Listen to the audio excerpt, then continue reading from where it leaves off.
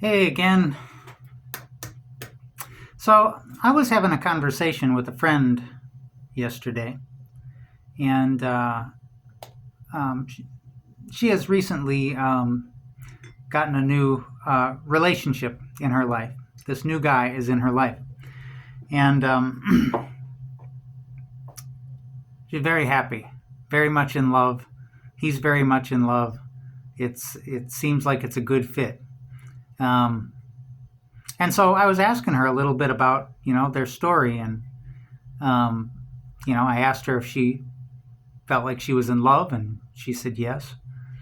And I said, well, I mean, what was it like? Was it like fireworks when you met him? And she said, sort of.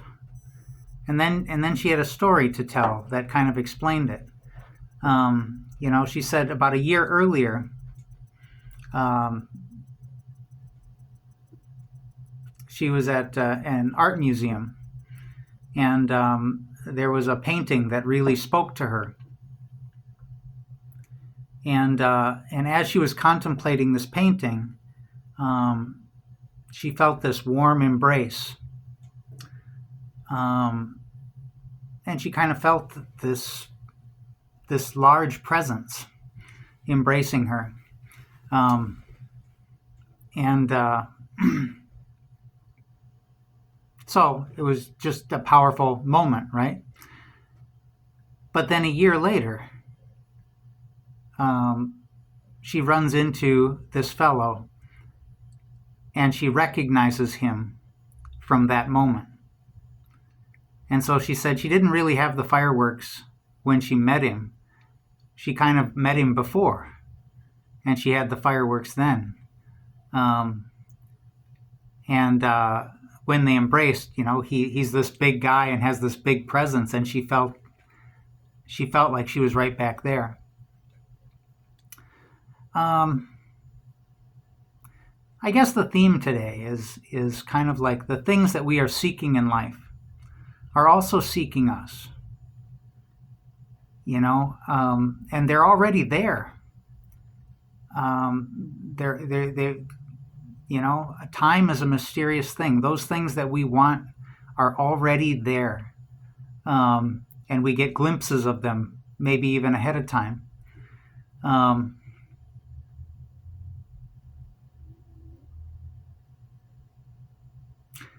remember once I was really sad, and I had a good friend who had passed away, and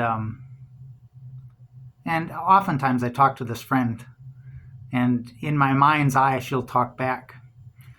And one time I was really sad, and I said, in my mind's eye she was smiling, and I said, why are you smiling? Can't you tell how much I'm hurting?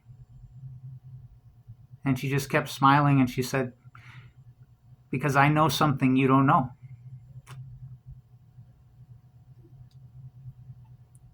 It was comforting and cryptic at the same time. Alan Watts says that the things that we're waiting for, the things that we're seeking, we are not waiting for them. They are waiting for us to become ready to receive them. So we just need to keep working on ourselves, to become the people that are ready to receive the thing that's already sitting there waiting for us. It's kind of like a car that's in the garage, but we're not old enough to drive yet. We have to become ready for the gift. We're not waiting for the gift. We're becoming ready to receive it. So I think about those things when I think about the readings today.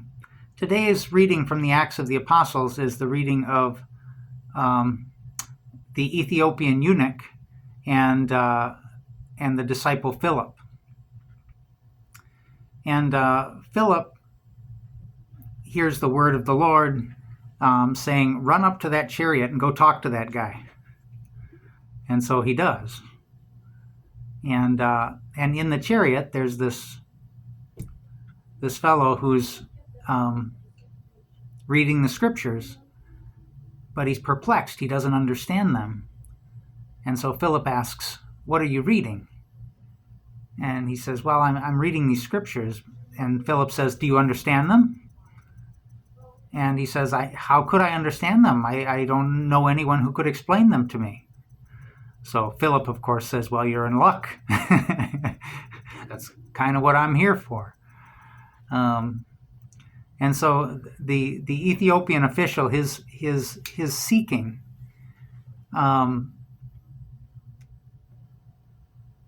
understanding, was met by the universe giving him somebody who would give him the understanding. But, they have to come together, and there's this gap in between. And so, for a while I got really into the TV series, The Detectorists. And it's a British series about these two metal detectorists who are always searching for the treasure. But you get the sense that this treasure is just waiting for them all the time, that it knows that they're seeking, and it's waiting for the right moment to appear to them. And in the show, they always sit under a tree, to have their lunch when they're out metal detecting. And in the end of the series, they find the treasure under the very tree that they always sat to have their lunch. So it's a beautiful, beautiful ending, that the things we seek are under our feet the whole time. So, blessings to you. Have a good day. See you tomorrow.